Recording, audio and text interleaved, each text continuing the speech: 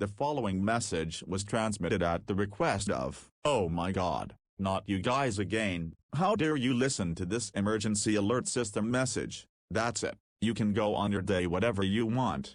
Anyways, there is a Grinch dressed as Santa and it is going around in New York City breaking into people's houses and stealing Christmas trees and presents. Are you not listening to me? Well, screw you. I hope you can get a lump of coal for Christmas and a new year. Oh look, the Grinch is about to enter your house, and you're still not moving? Well, screw you then, what an idiot. However, the Grinch was been reporting breaking into someone's houses across the city of New York. Seriously? You're still not listening to me? Just listen to me for once. I hope you get coal for Christmas. What are you doing? Why saying mean things to anyone who's watching this emergency alert system? You know you can get fined if you say things like that. Shut up.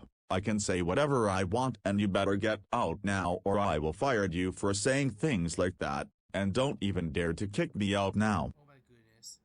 You know what? You're fired. You'll never be working with the emergency alert system ever again. Now, get out. Right now. Whatever. I hate my job already. I'm really sorry for letting that bozo speak in the air roasting you guys.